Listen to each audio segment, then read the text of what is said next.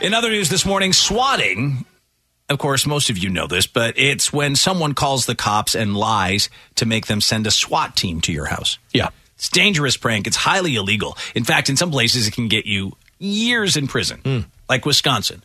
15 years in prison is the sentence. Wow. If they figure out who did it. Well, there's a guy in Milwaukee who keeps getting swatted because in 2018, he tweeted that he personally did not find Norm Macdonald funny. Oh, my God. In 2018. And since then, his place has been continually swatted. You that never one know what it will be for. tweet has destroyed this man's life. Here's the story of what's going on there. Now, let's take a listen into this report from Fox 6, if we can. It is unbelievably frustrating and offensive. For the last few years, Patrick Tomlinson and Nikki Robinson haven't been able to live a normal life. It never stops. This is all these people are. Their lives terrorized by strangers from the internet. They say all stems from a tweet the sci-fi author made 4 years ago. Back in September of 2018, I tweeted that I'd never personally found Norm Macdonald to be funny. For the last 2 years, people have made false 911 calls, drawing Milwaukee police to their East Side home. We got a very angry banging at the door. It started in May of 2020 and escalated this summer with... How does he know it was the Norm Macdonald tweet that made everyone mad? It or could made be this his terrible sci-fi novels. Person bad. I don't know. It makes me mad that he thinks that. Yeah. Is it you? No, absolutely not. Uh-oh. Sending SWAT his way. Putting two and two together here. I do. I don't like this man. No. Right? No, I know. I don't like. I'm like, a sci-fi author. When I get swatted more. Yeah. When I first saw him, I was like, looks like. Hello, and welcome to Cryptic Web Chronicles. The audio segment you've just listened to is from the October 7th, 2022 broadcast of the Detroit comedy radio program, Dave and Chuck the Freak. In this clip, the hosts react to a Fox News report about Patrick S. Tomlinson and his purported swatting experience. Tomlinson, who is a failed sci-fi author, comedian, and self-proclaimed troll hunter, has spent years trying to gain attention for being a supposed victim of stalking and harassment. As mentioned previously in this series, several of his swatting allegations are highly exaggerated. There's very little proof backing them. And to add to that, Tomlinson isn't particularly a sympathetic character either. Consider, for instance, his 2011 arrest and subsequent charges for threatening to murder his wife and newborn daughter, resulting in divorce and loss of all custody. It wasn't until Patrick lost a lawsuit against 60 anonymous internet users and learned he owed $50,000 in legal fees to one of his own trolls that he curiously became the target of repeated swatting incidents. As you heard in the clip, the hosts of Dave and Chuck would immediately voice their skepticism regarding Patrick's story, even laughing and cracking jokes as he recounted his swatting ordeal.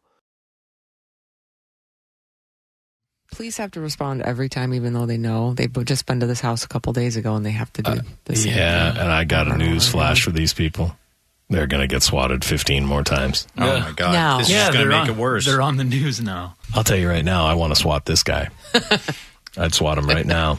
I feel like the cops on the way, they were like, we got a report of a guy who thinks Norm Macdonald's not funny. Yeah, we're going to go swat him. Swat him again.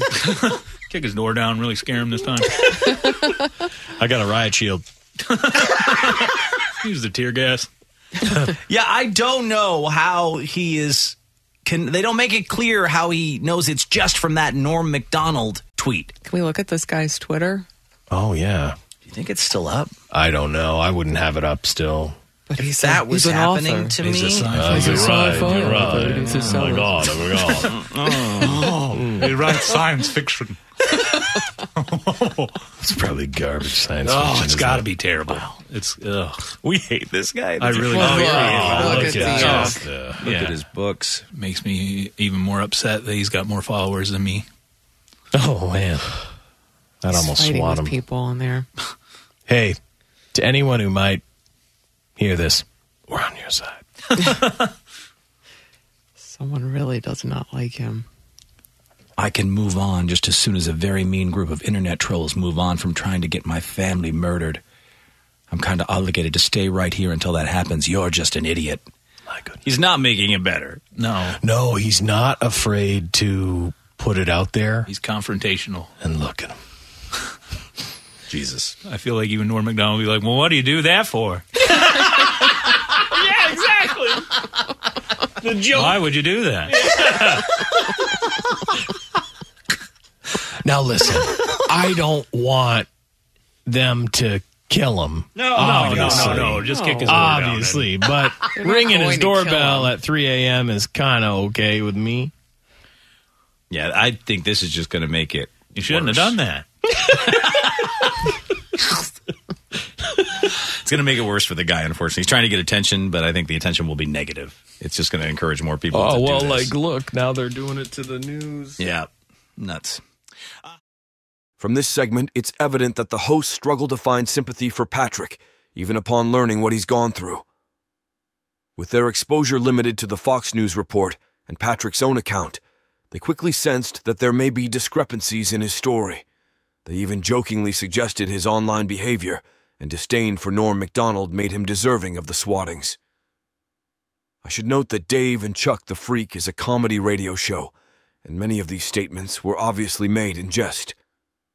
Swatting is a federal crime that endangers innocent people, and no matter how obnoxious and dishonest Patrick is on Twitter, it should go without saying that he doesn't deserve to be swatted. Upon closer examination, significant disparities emerge between the number of times Patrick claims to have been swatted and the actual documented instances. While Patrick asserts he has been swatted as many as 50 times, only a few video clips of him being swatted have been released.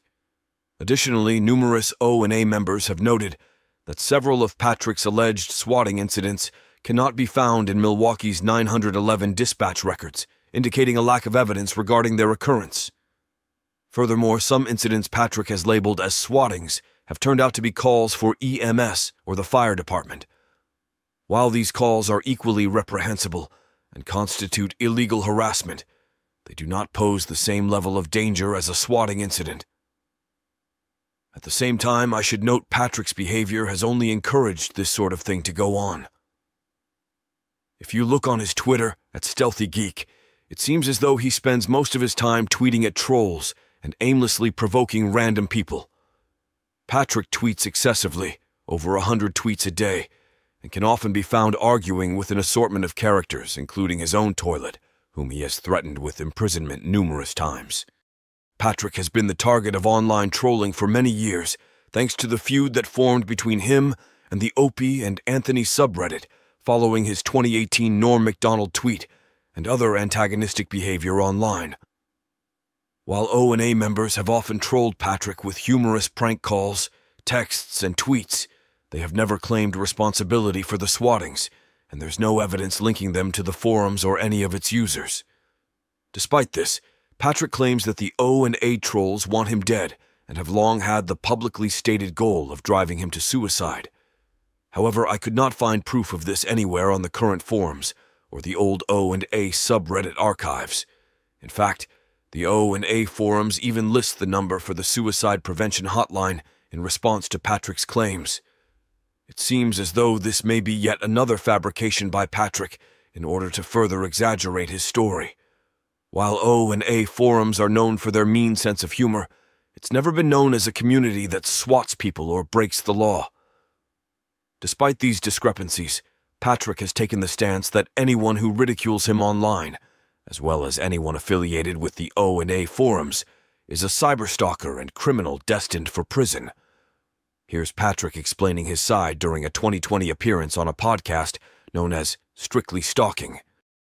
And how did this gang stalking start?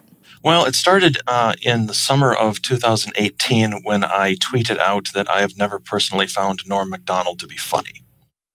And as innocuous as that may sound, that was enough of an infringement that this group of stalkers decided that they were going to dedicate years to trying to drive me to suicide over it. I mean, that's not a supposition on my case. That is their publicly and proudly stated goal. What happen in the very beginning? You made this tweet, and then what was the first things that they started doing? How did you find out you were being gang stalked? I didn't know it at the time, but the first thing that they did was that they initiated a mass false reporting campaign against my Twitter account. My Twitter account was @StealthyGeek, and at that time, a little over 2 years ago, it had 36,000 followers, something like that. And it was also my main form of self-promotion as an author. It's how I, attracted new readers. It's how I was able to interact with readers when I, wasn't able to make it to conventions or book signing events, that kind of thing. So I woke up one day in September, I think it was, of 2018 to see that my Twitter account had been permanently suspended for reasons that I didn't understand at all. It was not until a sharp-eyed follower and reader of mine brought it to my attention that there was this group of people on Reddit who were just absolutely dancing in the streets over the fact that they had managed to get my account suspended. And when I started looking into them, that's when I realized just exactly what had occurred and just how large the scale of the problem was. And as I said, this was a group this was an infamous group. They were the most hated subreddit on the entire website, and they were proud of it. But I was hardly the first person that they had done something like this to. But yeah, so these people were from all over. They were from all over the U.S. and in fact all over the world. We know quite a few of them were in England and parts of Europe as well. But these were, had started out as just fans of this show. But the entire culture of the show over the span of years had been built to create this sort of gang stalking group. They had, the hosts of the show themselves had referred to their fandom as pests because they would direct them at targets. They would send them after people. They had a feud with Howard Stern because they were both based in New York back in the early mid 2000s, and they had sent legions of their fans to go and disrupt Howard Stern's live appearances and places that he was speaking or doing promos or whatever. And then that went on from there to become an even larger problem when they started directing their fans to attack people online, either through harassing emails or doxing their personal information, harassing their families, harassing them at their jobs, or just, they weaponized their fan base. And then when their show fell apart and went off the air, that group still existed, but now they didn't have anyone, picking targets for them. So they started casting about and finding their own people to mess with. And this was something that had been cultivated for years, and then it just took on a life of its own and didn't go away, even though the show eventually died. I've been doxxed dozens and dozens of times, and as a result, I get harassing text messages from this group every single day. I get harassing calls and voicemails every day. They know my home address, so they send me, they sign me up for all this junk mail. They send fraudulently ordered delivery food to my house every day, so that I have to go down and patiently explain to the person who thinks they're about to get a tip that no, I did not order this food.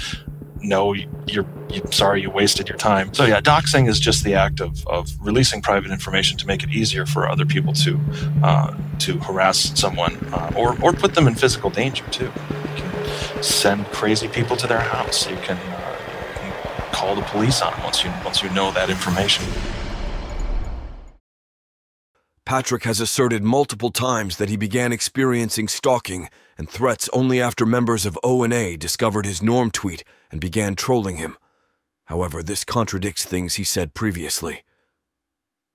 A look at Patrick's Twitter history prior to the Norm Macdonald controversy shows he claimed to be the victim of doxing, stalking, and swatting threats long before he was ever on O&A's radar. Seems to me that as far back as 2017, Patrick was embellishing stalking claims in an attempt to gain attention. In one instance, Patrick alleged his website was being targeted by hackers using distributed denial of service attacks in an attempt to take it down for some unknown reason. Additionally, Patrick even at one point claimed that so-called fascist stalkers had shown up at his front door and that he scared them so badly that they ran away pissing themselves. At one point, Patrick would receive a postcard of a boomer political meme that depicted Democrats as Nazis. On Twitter, He would claim this postcard was a direct threat against him and his wife, and that the postcard was one of the justifications for why he owned guns. Patrick would go on to say, "At some point I will need to defend my entire home," remarking in the replies, "I don't intend to be safe. I intend to be very, very dangerous." Seems Patrick loves entertaining unhinged fantasies about shooting evil Trump-loving bad guys, as he's shown this sort of bloodlust numerous times in the past. Just as a side note, Patrick has some of the dumbest-looking guns I've ever seen, and I don't believe any of his numerous claims about being an experienced fighter that's prepared for combat. Let's examine his supposed concealed carry handgun, showcased in a tweet intended to intimidate someone he was arguing with online. Concealed carry involves hiding the weapon on your person for self-defense, but Patrick's firearm, which appears to be a Glock 23, sports an unusually large muzzle device, a plastic magazine extension, and a cheap, low-quality Chinese flashlight. Anyone familiar with concealed carry can see the absurdity of his setup, and even for those unfamiliar, the low-quality accessories and oversized compensator clearly don't make any sense, and also suggest Patrick may be compensating for something else, like his penis. And just from looking at him, it's doubtful he could realistically conceal such a firearm on his body. It only gets worse from here, though. Patrick seemed so wrapped up in his paranoid delusions that at one point he believed his own ballot had been altered with wrong information by Trump supporters in an act of voter suppression. Later, after Patrick's apartment was burglarized, he seemed so unhinged that he tried to claim he was being politically targeted, stating the break-in was a message from someone who doesn't like what I have to say. Additionally, Patrick alleged the only things the thief stole were his tablet, his handgun, and his joke book. I'm not sure who Patrick is fooling, as it's hard to imagine anyone stealing a joke book, especially one that belonged to Patrick S. Tomlinson. The only conceivable scenario I can imagine is if the thief had an urgent need to take a shit, and the joke book happened to be the closest thing at hand to serve as toilet paper. If the thief went as far as to read the stolen joke book, he likely considered turning Patrick's gun on himself a short time later.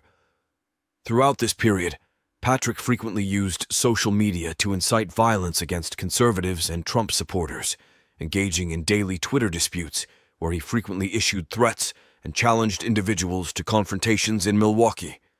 Furthermore, he openly displayed images of his firearms to strangers online, expressing his inclination towards political violence and exhibiting a generally hostile and misanthropic demeanor. Patrick would often assert, without evidence, that he was receiving numerous death threats. At one point during an appearance on a small sci-fi podcast, he even claimed to have a special picture he'd send in response to all the death threats he supposedly received. I have gotten 6 death threats in the last 3 weeks, and I have a standard response to them now, which I have found to be very effective. When somebody sends me a death threat, it's usually on my private email because they don't want to do it out in public where it'd be easy to just screen cap or whatever. I have a picture of me buck naked holding an assault rifle with a rage erection, and I just send that picture to them with a little caption that says, "Can't wait to meet you. I wonder which one you're more afraid of getting shot with." And then nothing happens after that. That's pretty much the end of them. Works great so far. Sounds, yeah, amazing. Fantastic. Anyways, this all goes to show that Patrick seemed to be concocting stories about being stalked and threatened long before he ever encountered the Opie and Anthony community. This era also appears to mark the emergence of Patrick's paradoxical and two-faced identity, simultaneously portraying himself as an unstoppable tough guy who seeks out trouble, and at the same time, an innocent stalking victim who is in fear for his life. Despite his extensive track record of behaving like an asshole online and in real life, Tomlinson has repeatedly sought media attention over the years to garner sympathy. Pat seems firmly convinced that he can leverage his victimhood narrative to attain fame and fortune by fabricating stories to garner widespread sympathy.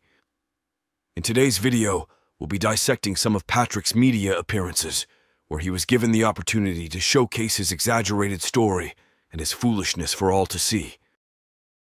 Milwaukee police descended on Patrick Tomlinson's East Side home at 1 a.m. 3 weeks ago, guns drawn, after a call from someone claiming to be Tomlinson. Said they were me, used my name, used this address, said that I had just killed my wife and come get me. And they did. The security video shows Tomlinson handcuffed outside in his bathrobe as police search his home. Come to find out, it was all a hoax, a dangerous prank known as swatting. Something that would trigger a very active, very energetic, guns drawn kind of response. Milwaukee police confirmed the false call to that home. Tomlinson says that's the third false report or swatting call to his home. He says it happened again a fourth time last week. It was 6 uniformed Milwaukee police officers banging on our door. We've gotten a fake phone call from the people who've been stalking us for almost 4 years, saying that they had heard a shooting at this address.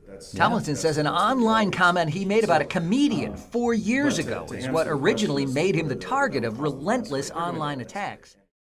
While Patrick had tried to get publicity previously, such as in his 2020 appearance on Strictly Stalking, it wasn't until 2023 that he was picked up by several media outlets.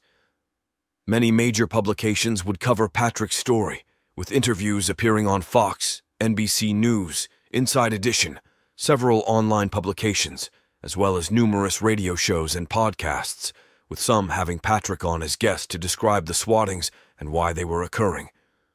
It seems that few of them would bother to fact-check any of Patrick's claims before having him on. In 2018, science fiction author Patrick Tomlinson posted a casual tweet. I simply said that I'd never personally found the comedian Norm Macdonald funny. It caught the attention of online harassers who began swatting Patrick and his wife Nikki at their Milwaukee home. Swatting is when false calls trick 911 dispatchers into sending an all-out armed response.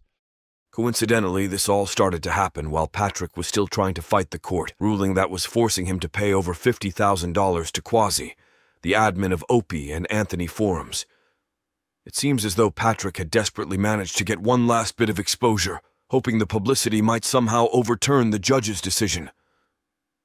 Users of the O&A forum have speculated that Patrick was only able to land this media coverage by paying or somehow recruiting Lenora Claire, a victims activist and media personality, to push his story to various podcasts and news outlets. While I'm not sure if that is entirely true or not, one of the podcasters that interviewed Patrick Collier-Landry of the Moving Past Trauma podcast would admit that Lenora Claire was who introduced him to Patrick. I want to share it with you guys because I didn't even know that this existed, that this could happen. I had absolutely no idea. When my dear friend, Lenora Claire, friend of the show, had mentioned them as guests, I said, I really like to talk to them and share them with my audience. So without further ado, let me present to you guys Patrick Tomlinson and Nikki Robinson. Patrick and Nikki, thank you so much for joining the program. You guys have just been through it, like absolutely through it. And I'm so thrilled that you're here to share your experience with my audience. Why don't you tell us who you are and why we're even here talking? Sure. Well, my name is Patrick Tomlinson. I'm a 43-year-old sci-fi author living in Milwaukee with my wife. We basically have a anti-personality cult that has been hunting our family every day for 5 years. And when I say hunting, it's not an exaggeration.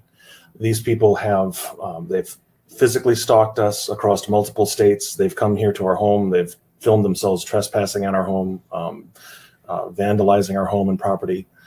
They have stolen our identities, stolen our social security numbers, attempted to open dozens of credit cards and lines of and loans to attack our credit ratings.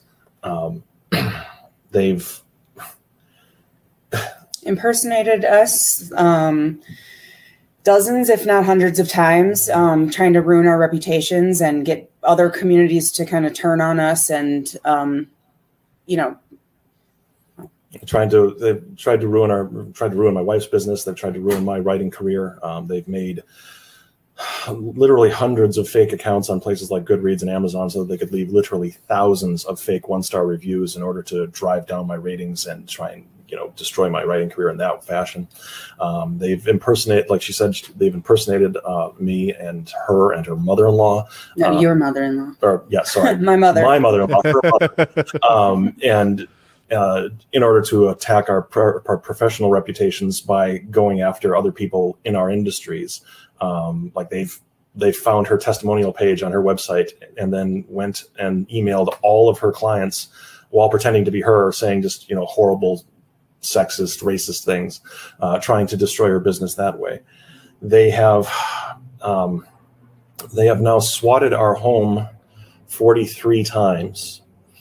They've made 43 different false calls to the police of either attempted suicide, shooting, a hostage situation, trying to get the police to come out with the most overwhelming armed response that they can. And on at least half a dozen occasions, they have. We've had shotguns and assault rifles and pistols pointed at our faces. I was handcuffed naked at 1 a.m. on my own porch after having half a dozen guns pointed at my face.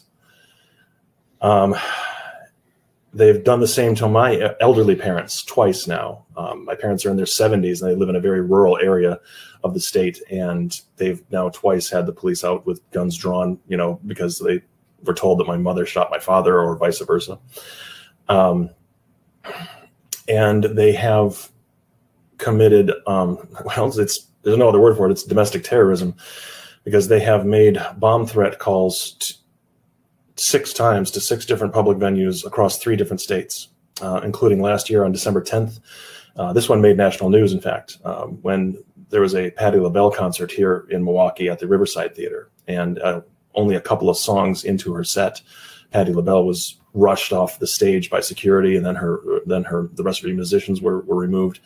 2,000 people were evacuated. Something like 6 blocks of downtown Milwaukee were shut down for hours while they did bomb sweeps. Well, that was actually our stalkers, and they had called in and used my name for that attack. And actually, speaking of that day, the same day, I pretty much developed PTSD after that day, because we were swatted first. Then they called the electric company, the electric and gas company, and said that there was a gas leak. So the gas company's immediate response to any call like that is to come and shut off the gas. And it was in the middle of winter in Wisconsin. So it was cold, and it took us a long time to get that back on. So I'm dealing with just being swatted. I'm trying to get on the phone with the gas company, and then a detective shows up telling us that there was this bomb threat at the Patti LaBelle concert and that they used our name. So it was a very eventful day, but that's not the only time that we've had multiple things happen in one day either. Yeah, in April, we were swatted 7 times in 36 hours, and 2 of those responses from the police were violent. And that was just... And it was the 4th and the 5th response from the police. That was after these swatting calls had been happening for 9 months. We live both, we're both straight, white, middle-aged. Speak for yourself. Yeah, well, okay. But, we're both... As you can see, Patrick was escalating the fervor of his accusations, branding the O and A forums members as domestic terrorists for their purported actions. By this point, he had developed a script and was basically going around repeating the same lines about how a single Norm tweet got him randomly chosen to be swatted 50-something times. The number of times Patrick claims he's been swatted changes regularly, as it seems he can't exactly pin down how many he wants to say has occurred. Additionally, there is very little evidence to support what Patrick and his wife tried to claim in this interview. During the same episode, Patrick would tell Landry he intended to never pay his court-ordered debt to the admin of O and A forums. As I covered previously on the channel, Patrick filed a lawsuit against 60 anonymous internet users, with the admin, Quasi, being one of them. Quasi would hire an attorney and contest the lawsuit, quashing Patrick's subpoenas in California. As a result of this, Patrick lost, and due to how the courts work in California, he also owed Quasi for the legal fees he spent fighting Pat's frivolous lawsuit. So we sued them. And we brought a lawsuit for defamation. Okay. So we brought a lawsuit, and we tried to sue them civilly for defamation, for tortious interference, for intentional infliction of emotional distress, and several other counts. And what we were hoping to do was to unmask them, learn their identities, and so that they could then be deposed and get the identifying information on the users of the site that have been committing these felony crimes against us. Well, instead of that happening, a judge in California decided that not only does their anonymity take precedence over our physical safety and well-being, so they did not allow us to subpoena the information we needed to identify them. Our subpoena. They quashed the subpoena to identify them, and then then ruled that we owe them their legal fees. So we are currently $50,000 in debt to the people who are trying to kill us, to the people who have repeatedly tried to kill us. They now have the ability to put a lien on our home and possibly bankrupt us.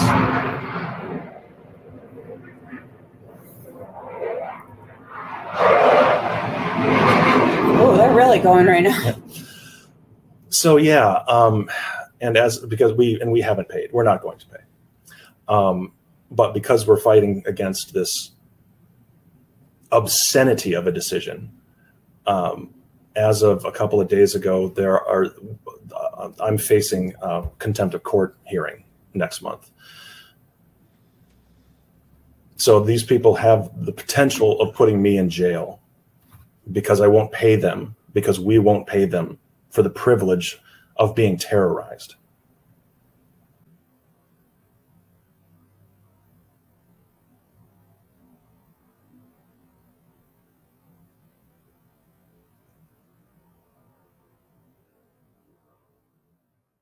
Around this time, the infamous O and A forums member Space Edge would join in on Patrick's media circus by calling into the Chicago radio program The John Howell Show, which had covered the swatting story the previous week.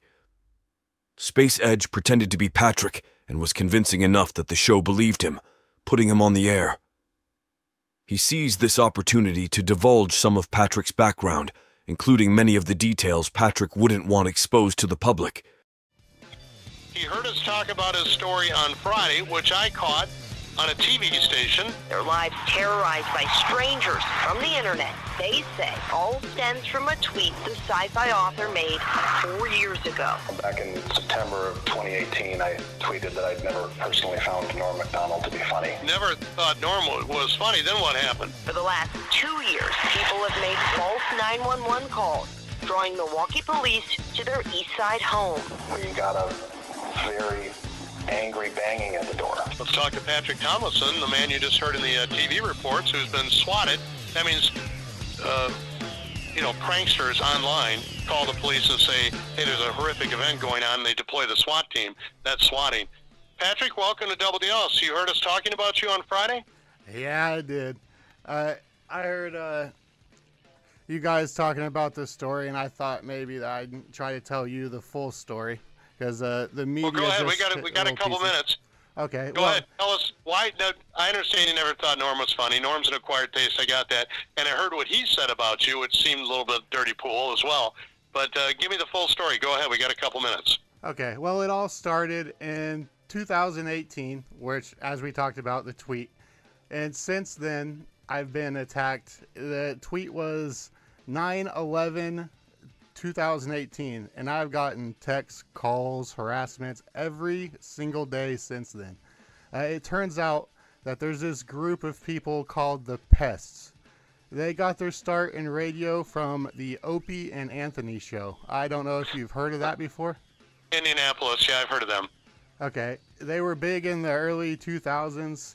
They used to have these guys called the Pests, and they would attack radio hosts. Well, it turns out that Opie and Anthony ended, but the Pests are still there. So never stopped. Did you change your number? Well, I'm a professional author, so I have a whole bunch of contacts coming into my phone number. So I haven't been able to change the first one. Let me play for my listeners. It was part of the TV report up in Milwaukee, but here's Norm Macdonald, who now is, of course, deceased. Hey, this is Norm Macdonald here, and this is a message for all of Patrick's friends. I want you to stop picking on your friend Pat. After all, and I quote, his only crime was that he didn't find Norm Macdonald funny. Remember that? Wait a minute here. I'm Norm Macdonald. And I am funny. Please continue insulting that fat loser? Yeah. So, Patrick, you can't change history, but could you perhaps reevaluate your thoughts on Norm Macdonald, or is that off the table? Well, I think it's kind of gone past Norm at this point. You know, these people have dug into my entire life. They found out my pregnant wife left me for my neighbor years ago, and since turned it into a way to harass me just because I signed away the rights to my daughter. They even went to my high school and got my transcripts and found out that I had a 1.7 GPA in high school. What are you planning on doing going forward? Oh, well, I belong to a sci-fi group called the SFWA, and they loaned me $100,000 to try to sue these people.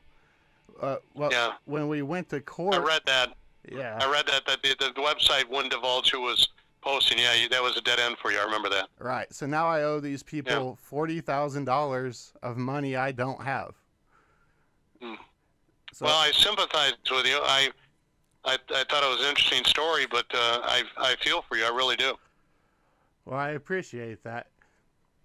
I don't know what that does for you, but I would say if you're within the sound of my voice and you're part of these wacky funsters that prey on Patrick, let it go. It's not funny anymore. Patrick, thank you for calling in. I appreciate it. I wish I had more time to talk, but I have to go. But best of luck to you in your future publishing efforts as well. Well, thanks for taking the time to talk to me. The real Patrick would also later do an interview with the Rizzo and Jeff Show, a radio program out of Rochester. Creating a safe space. Yeah, trying to. Well, here's the thing. If anyone needs it, it's this guy. Rizzo and Jeff, Radio 95.1, SWAT teams, Norm Macdonald. If you're just tuning in, we've been talking about it and really teasing this because this is probably, if not the most ridiculous thing I've ever heard in my life, Jeff. Yeah, we're going to talk in a second to Patrick Tomlinson, who has been... harassed in a sense by the fans. Harassed? Ostracized. It's unbelievable. By the fans of Norm Macdonald, who basically swat the man and his lady, and he's laying there, and to his house comes SWAT teams constantly. So I want to find out more about this and these SWAT teams, what people are saying to get the SWAT teams there. All those kind of things. But it has been a whirlwind couple of years for him, for sure. And here's the thing, and I rightfully so. I was like, gosh, when you were initially reaching out to him, he was very trepidatious. And I'm like, God, well, that's what I'm saying. I didn't realize until I really looked into this. He's actually right. So we have Pat on the line with us, and I want to thank him for taking a few minutes. Pat, how are you? I'm doing well. Thanks for having me on. Yeah, no problem. Listen, first off, where did this start? You said it started with a September 2018 tweet. Is that really where this all began? As stupid as it sounds, that is where this all began, yeah. Patrick would repeat many of his same lines here. Rizzo and Jeff would go on to reveal they were vaguely familiar with Opie and Anthony and their fan base, known as the Pests, being as they both did radio in New York at one time, and one of the hosts was trolled by the Opie and Anthony show at one time in the past during a bit known as Jocktober. Opie and Anthony used to send their fans after other radio shows during the month of October, during a bit where the show targeted radio hosts or jocks that they disliked. Was an online fan community of the old Opie and Anthony shock jock radio show that's been off the air for 8 years now, something like that. It's okay. I think if it's that contingent of people that they have come after me when I was at on a morning show in New York City as well. But okay, and they're known here. They're known for here. Sure. Yeah. Yeah. They are the worst people in the universe. Wow. And Opie and Anthony had for years kind of, they created a monster. They called their fan base pests because they used them and weaponized them to go after people that they didn't that they were feuding with or whatever. And it sounds like you may have been one of them. Well, I was when they did Jocktober, they would kill me. And then the only way that I was able to, kind of make it a little better is I actually went on Sirius, and figured it out. Now, well, you were doing some hokey stuff back then. Well, yeah, I was a top 40 princess. Yeah. But now let me ask you about this While the Rizzo and Jeff interview would be uneventful, this last Patrick interview I'll be covering will turn out to be a little more interesting. As you may have noticed, apart from Dave and Chuck the Freak, none of the journalists or hosts who interviewed Patrick or reported on his story subjected it to significant scrutiny. Moreover, none of the publications covering the story made an effort to reach out to the O&A forums, whom Patrick was accusing of orchestrating the swattings without providing any evidence. Patrick assumed that the podcast Pretend Pod, hosted by a gentleman named Javier, would blindly follow his orders from Pat the same way everyone covering the story previously had. As we'll soon see, this would not be the case. For the time being, however, Patrick would be granted the opportunity to share his version of the story in the first 3 episodes of Pretend Pod's coverage of the Patrick Tomlinson saga. Nobody is funnier than Norm Macdonald. It's a bit of a hyperbole, but you know what? I happen to agree. Norm Macdonald is one of the greats. His deadpan humor gets me every time. But not everyone thinks Norm Macdonald is funny. Norm said in an interview with The Hollywood Reporter that he was happy that the Me Too movement had, quote, slowed down a little bit. He was disappointed that cancel culture had destroyed the careers of some of his closest friends like Roseanne Barr and Louis C.K. His comments, which after the dust settled were taken a little bit out of context by the Hollywood Reporter article, set Twitter on fire. I'm going to read you one of those angry tweets. It reads, quote, "Hot take. I never thought Norm Macdonald was funny and was pretty sure all my comedy friends who did were either nuts or screwing with me." Trust me, this is important. I'm going to read it again. Quote, "Hot take. I've never thought Norm Macdonald was funny and was pretty sure all my comedy friends who did were either nuts or screwing with me." Seems pretty milquetoast as far as the internet's concerned, but little did Patrick Tomlinson know that his tweet, written almost 5 years ago, would destroy his life. And I'm not even exaggerating. They have shotguns, they have assault rifles, they have their pistols drawn. Put your hands behind your back. That's enough. You're still bringing assault rifles to my house. You're still traumatizing my wife. We get voicemails and text threats all the time, threatening to kill us, burn down our house, skin our pets, rape me, kill my family. They've physically stalked us. They've come to our house multiple times. Saved message. You don't know who I am. You don't know who any of the people fucking with you are. You don't know who any of us are. Faggot. Die. Message saved. All of this because of a Norm Macdonald tweet? It doesn't make sense. Patrick would basically tell the same tired story he had repeated hundreds of times previously. I have to commend Javier for his work, as he covered the story pretty extensively, mentioning things a lot of other people didn't. However, the real episode of interest in all of this is episode 4. Because in this episode, Javier would do more than just sit through Patrick's lies and exaggerations while patting him on the back. You see, Javier would reveal the email correspondence between himself and the admin of O&A forums. Javier would hear out Quasi's side of the story and feature it on his podcast. And as we'll soon see, this would completely enrage Patrick. There were more than 700 replies commenting on my interview with Nikki Robinson and Patrick Tomlinson. Within a few days, the administrator of the O&A forums, who is known as Quasi101, sent me an email. I've converted his written response to audio using voice-to-speech AI, so it's not his real voice. To whom it may concern, this is the current administrator of the O&A forums. I realize that by being anonymous you can't verify my identity yet, but you can email me and I can provide more verification as required. You list yourself as a journalist on your Twitter bio. I hope you take that title seriously. I'm inclined to give you the benefit of the doubt in not contacting me by assuming you weren't sure how to get in touch. To that effect, I'm reaching out now. Are you going to take your claim of journalist in earnest and hear both sides of the story? You've taken the word of a judgment debtor who is currently facing contempt for refusing lawful court orders at face value. You interviewed people on your podcast that accused me personally of serious crimes, with no evidence. As an aspiring journalist, do you think it would be unethical to allow unverifiable claims on your podcast without also allowing the other person any type of rebuttal? I trust you'll do the right thing here as, with all things considered, I have recognized your efforts to be unbiased. Regards, Admin. I responded, I would love to get your side of the story. Just shoot me a rebuttal. And he wrote, Well, I'll be damned. I apologize for the original tone in my email if I came across a bit curt, so to speak. There have been several publications who have no interest in my perspective. You've stumbled onto an insane story here, and it's complicated for someone following for years, let alone someone trying to give an unbiased perspective in 90 minutes. Unfortunately, I can't give any audio, though I hope to give my side in the future at some point. There are legal concerns as well as my own safety. I can provide an account fax backed by court documents and archived social media. You don't need to take my word for anything, and you shouldn't. I don't want to go down the route of going point by point through the podcast to refute points. I feel like that will be contentious and lead to unnecessary conflict when you've shown magnanimity yourself. You've been fair so far. I'd like to extend that trust in this way. So I shot Quasi, the administrator of the site, a list of questions. My first question was, why do you keep operating the forum if you feel that your personal safety is at risk?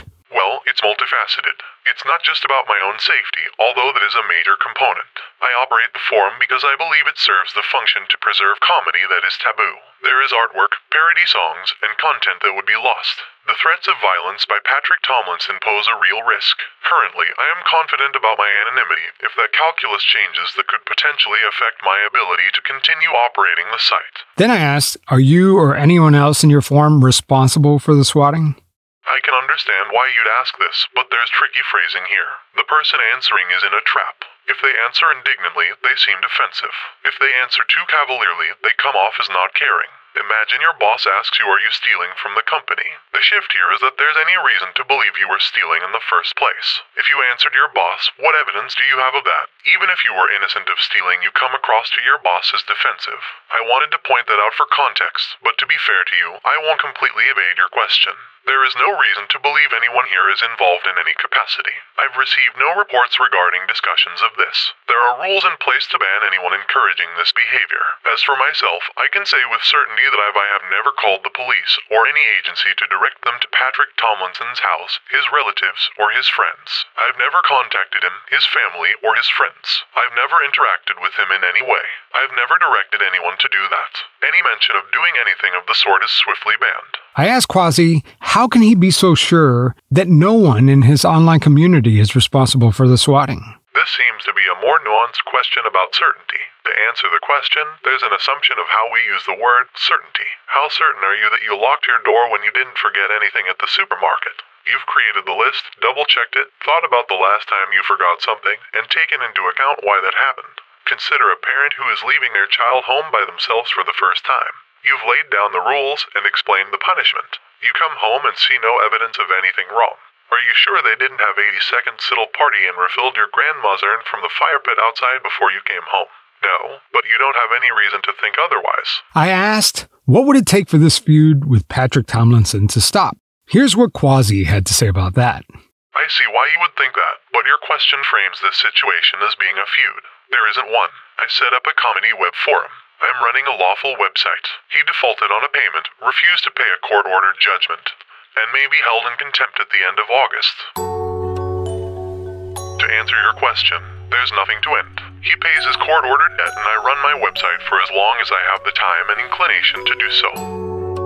Quasi is referring to the fact that Patrick Tomlinson lost the case against Quasi and was court-ordered to pay his legal fees. As of this recording, Patrick Tomlinson hasn't made a single payment. And if he continues to refuse, he could face additional financial penalties and could even go to jail.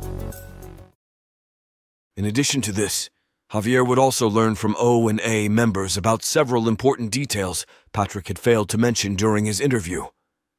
Additionally, Javier would reveal he had also interviewed an additional figure from this saga that hasn't yet been mentioned, the infamous O&A forums troll known as Dan Mullen.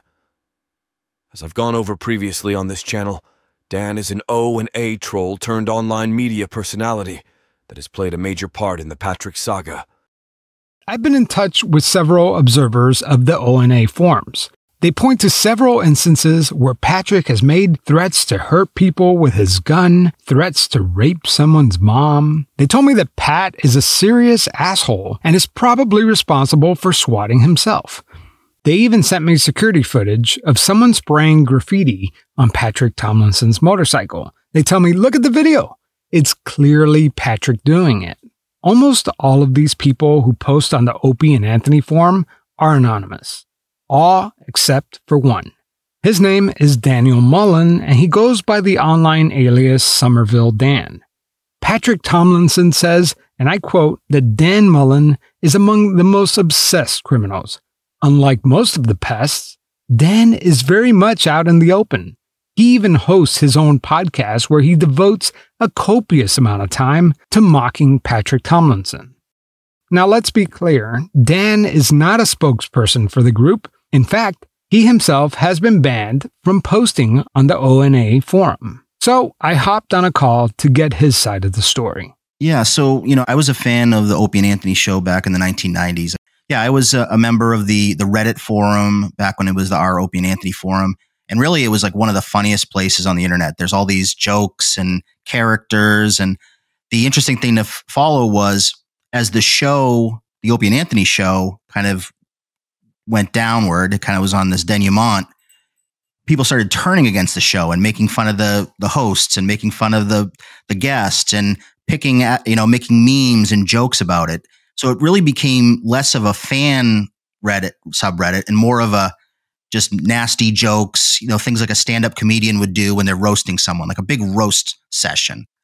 You have these anonymous folks on this forum. Really, they are fixated on Patrick Tomlinson and everybody in his orbit, and they enjoy the torture that Patrick Tomlinson has experienced. Would you agree with that, or? To an extent, I don't know that it's so much enjoying the torment. I think it's just the getting the reaction. It's like a real life Truman Show where you've got this avatar. I know you mentioned on a previous podcast, Patrick like almost represents almost like a caricature of like this online Democratic Party kind of, person who parrots all the talking points. It's like right out of Central Castings. It feels like a character. Like it almost feels like he's not real. These people that text him or tweet him, and I'm not going to condone that necessarily, but you text him and then he responds right away. And he has like copy paste responses. He says you're going to prison. He has these funny little, things that he says. I mean, it's like a game, really. If he had just, and he could still do this too, by the way, if he would just stop responding and stop feeding off of that negative energy, then we wouldn't be talking right now. But he is, for whatever reason, and I'm not a psychologist, I don't want to play that game, but for whatever reason, he just can't let it go. And he keeps kicking the hornet's nest. But you would admit that this forum has doxed people. This forum has, some of the members have possibly contacted Tomlinson directly. I mean, would you agree that it has gone from a joke to like posting personal information online and contacting him and maybe even physically being in the same vicinity as him? There's definitely a line, and I myself may have crossed it on, in kind of some of the instigating with Patrick myself. So I'll take a little bit of the blame. There needs to be a separation between the texting and the tweeting, the pranks and the swatting. I've seen an overwhelming amount of folks posting that they find this hysterical, except for the swatting. I would say there are very few topics that these people on the forum agree on universally. I would say to a man, the condemnation of the swatting is probably the most universally held belief of anyone. I don't think you'll find maybe one or two people, and they would probably be, talked down to, that find it funny or acceptable in any way, shape, or form. It's unfortunate, the swatting, because, that makes it seem like, okay, there's a criminal thing going on here. Whereas really, there's two rules that I think most of these rascals, I like to call them, abide by. It's like, be funny and do it within the realms of you're not like breaking the law. And swatting is neither of those. Swatting, it's not funny and it's criminal. I'm 99.9% sure that the swatting is not directly related to the ONA forums people. Yes, they have done awful things. They've texted pictures to Nikki and her mom and Pat and things like that. You can argue those things, the morality or the whether that's right or wrong. But the swatting, I think, is where the line gets drawn. And I'm supremely confident it did not come from the ONA forums people. Well, but I have seen, and I should go back and look at this, but I've seen people like salivating for body cam footage, like waiting for they want to see Pat's reaction when they pull him out of his house and at gunpoint and stuff like that. I mean, there are people that genuinely enjoy that there, right? One of the questions you asked, have you requested the body cam footage? And I have. I've actually requested it with the Milwaukee Police Department because, maybe there's an entertainment or a kind of a gawking factor of it, right? You see something on the side of the road, you want to see what it looks like. But there also, I would love nothing more than to have whoever's responsible be brought to justice. And, getting the information out there. Yeah, maybe we can make a joke if he's like on his porch and it looks unfortunate. But at the end of the day, I think we all would love to see it end. Yeah, and so if it's not anyone on the ONA forum, then who's doing this? I mean, we did mention Tor swats, but like, who's making these orders? I mean, that's the $1 million question. Now, I will say it only takes about 10 minutes to go on to Patrick's Twitter account and see how he talks to strangers. He creates enemies. He jokes that he prides himself on getting on fights online and being a provocateur. There's hundreds of people that know about him. So it could really be anyone. And then, I'm just going to throw it out there, and it's the one thing you can't rule out. There's the chance that he could be doing it himself because he's a person that likes getting attention. And he also can kind of kill two birds with one stone by saying, okay, here are these people that make fun of me. I mean, I listened to your interview with him. He doesn't even open up the potential that it could be anyone but us. He doesn't even talk about the culpability really of the person doing it or the fact that it could be someone else. He just assumptively puts it on us for, I don't know why he's so sure of that because there's really no direct evidence other than the fact that people kind of, make fun of him. Yeah, but online. I mean, come on. If there was a whole online forum devoted to busting my balls every day and sending, disgusting pictures to my wife and her family and this and that, and I mean, wouldn't that be an obvious conclusion? Whoever's swatting me, they definitely would be a suspect. Absolutely. When they say they don't support the swattings, they are lying. These people are pathological, compulsive liars. They are manipulative, and they are covering their asses because they know that if they go on there on that site, because that site's still public, unbelievably so. I mean, the FBI is watching all this. If they go on there and say, yes, I love swattings, well, guess what's going to be at their fucking door? Like, that's the fastest way to shut down that website, and they all know it. So no, they don't just love the swattings. They are doing the swattings. At least one of them is. We don't have anybody else obsessing over every who part else of our would do life. this to us? It's them. It's always been them. Dan Mullen insists that this could easily end if Patrick stopped his media blitz and stopped responding to every message and every tweet. I think he enjoys the attention. I don't think he likes the way he's getting the attention, but I think he likes the attention. I think if people in general stopped bugging him daily like this, I think he would miss it in some ways because I think it gives him a purpose and an attention that he can't find through other avenues. But is it really that simple? But why Nikki? Why Nikki? Why get her involved in all this when she doesn't respond? She doesn't engage. You know what I mean? Like, why is she tangled up in this whole mess? I find Nikki to be a very sympathetic character. I think she's married to someone who is a little bit on the narcissistic side and may have some other issues that he's dealing with. And she's kind of along for the ride. I don't think people engage too much directly with her. I think people have kind of poked fun at her online, related to Patrick. You don't think that they've contacted her business, customers, try to make her professional life a living hell? I mean, the way she described it. Some people have done that. Yeah, I think people left comments on like the Google thing or whatever. Most of the attention is focused on Patrick. Patrick and Nikki disagree. They've impersonated me. They've harassed me. They've done the contact form thing. They harassed my mother. They threatened to swat me. They threatened to rape me. If I'm a sympathetic character, they are terrible at being sympathetic. That's pretty illustrative. I mean, Dan himself attacks Nikki's business constantly. Like, he sends messages through her contact form, threatening her, threatening more bad reviews. Yeah, I mean, I've pretty much identified that Dan is one of the main people that harasses me. You know, he's one of the ones who impersonates Nikki's mother on all these contact forms. You know, Dan is a liar. Dan is a manipulative sociopath. And he has attacked her. In fact, he may have gone after her more than he's gone directly after me.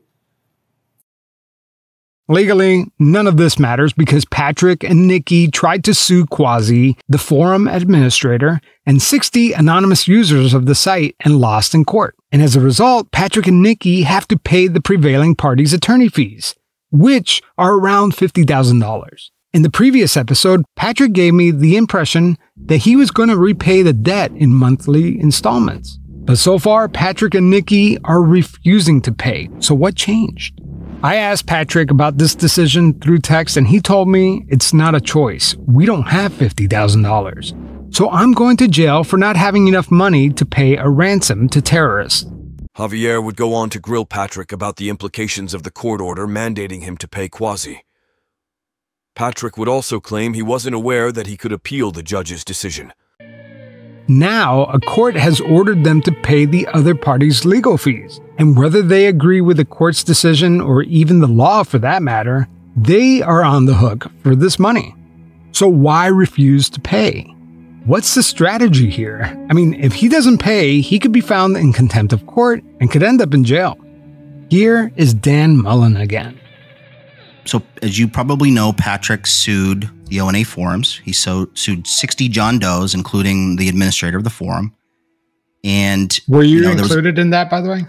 I was named as one of the John Does of a tweet that I made that was pretty innocuous, that I would not say was defamation, but yes. So at the time, you're probably going to ask, is it personal, this with Patrick? At the time it was, because I thought I was going to have to get a lawyer and I was going to have to go to court over a tweet that I made. And the biggest mistake that he made in the lawsuit was his fixation on going after the admin of the site, Quasi 101 or whatever name you want to use for him. And he named him John Doe 1. And they basically focused on going after him primarily, thinking that he would just give up information about the users, whether it be IP addresses, email addresses, and then they could use that information to individually sue people for the comments that they made. But as we know, the judge honored the motion to quash the subpoena and ordered Patrick Tomlinson to pay the other side's legal fees. And then Patrick would go online, he'd say, I'm not paying my, he'd go on podcasts, he'd say, I'm not going to pay my harassers, and he fought it and fought it and fought it. So then fast forward 2 years or 2.5 years later, he still hasn't paid any of it. Here's the thing. Both Patrick and Nikki signed a legal document under oath promising to pay back the debt gradually under a repayment plan. The payments are made to the trustee, who then pays back the other party's attorneys. Now, legally, he's in a situation where he's really in a corner, and there's really no easy way out other than, paying. If I was him, I'd show up with a certified check and start paying right then. Otherwise, it's kind of uncertain where it goes. So I asked Patrick about this.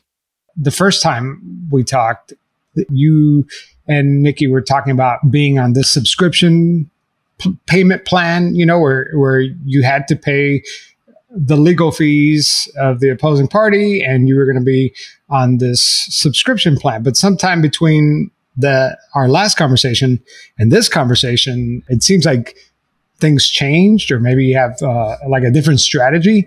Well, we're not going to discuss our legal strategy because that's still evolving here. But yeah, things changed. Basically, we decided amongst ourselves that we're not going to pay a ransom to the terrorists who are trying to kill us. Didn't you guys sign a debt agreement promising to repay for the next 3 years a monthly payment of $1,047 a month? Yes, we did. And so I know you didn't want to discuss legal strategy, but that's court ordered. I mean, you lost. What's happening to you is terrible, right? But like when it boils down to like a court decision, this is not optional, right? Like you were court ordered to do it. You signed it. So like why? The judgment is court ordered, but the payment plan was our idea, and we just decided not to go through with it. And then we decided after thinking about it that no, we're going to keep fighting this. But the time for fighting this seems to be over. I asked Patrick and Nikki if they ever appealed the court's decision. But the other thing that we were not informed of was our rights to appeal and like the windows to appeal, which we absolutely would have done had we been properly informed of our rights. So what would you have done differently now knowing that it didn't pan out? What would you have done differently? Well, it's hard to say because we're both law-abiding citizens. So we just relied on the advice of our lawyers as they worked their way through the process. Now, looking back, they stepped on some landmines. As you can see, Patrick's lawsuit against O and A forums would be a complete and total failure, mainly due to the stupidity of Patrick and his attorney. Upon the release of this episode, Patrick would abruptly turn on Javier, accusing him of being a criminal cyberstalker simply because he dared to explore the other side of Patrick's exaggerated narrative. Patrick was so enraged by this perceived slight that he took to Twitter to denounce Pretend Pod and Javier, calling him a disgraced criminal. Since then, Patrick has attacked Javier online several times, as he seems to hold a grudge over the fact Javier wanted fair coverage of the story. Following this, no other podcast or radio show has had Patrick on as a guest. It seems now that few places are even willing to touch his story, as most people can tell something seriously stinks about his swatting claims, thanks to all the lies that Pat has tried weaving into the narrative. While this media tour only made Patrick look like an idiot, and further disproved his own story, it would not end as badly as a previous series of interviews Patrick had done with a supposed journalist. I'm talking, of course, about a hilarious series of phone discussions Patrick had with investigative journalist Josiah Munoz. The fifth of these phone calls would be the most explosive, as Patrick would be sent into a screaming fit. You fat faggot. Your fucking mouth, child. Don't speak anymore. You have nothing to say. That's why you always go back to saying the F word, because you have nothing to say. That's an accurate description of you, Patrick.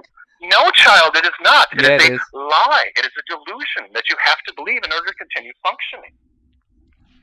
Okay. You have nothing to say. Nothing you believe has ever been true. So what did Judge Stein say that makes you think that you're going to win the lawsuit, even though you told Josiah that he's probably not going to rule in your favor? See, that's the things that are coming out of your mouth, child. You drunk fat faggot. Babbling, insanity, delusions. You have nothing to say.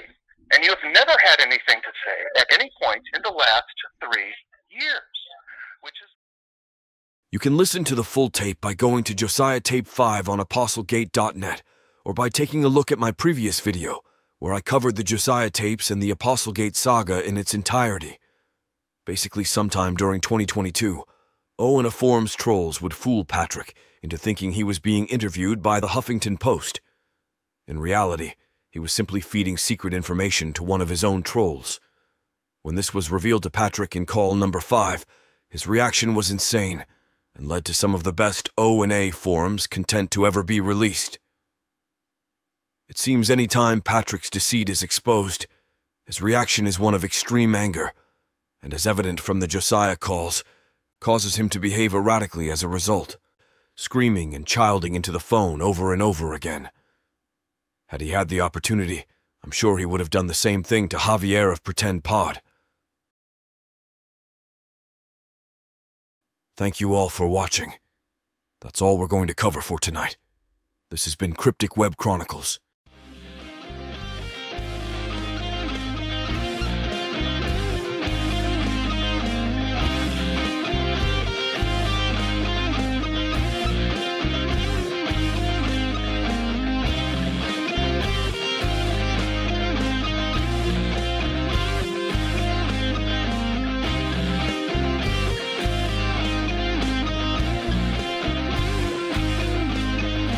All along the Twitter front, stalkers line up to receive.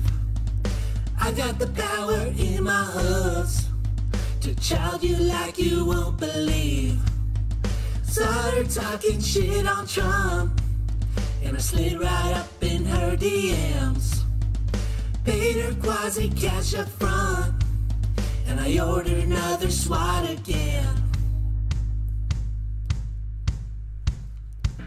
Said, ooh, Jax, dox me up a boomer troll. Jacket girl, get yourself another jelly roll. Said, ooh, Jax, dox me up a boomer troll. Jacket girl, get yourself another jelly roll.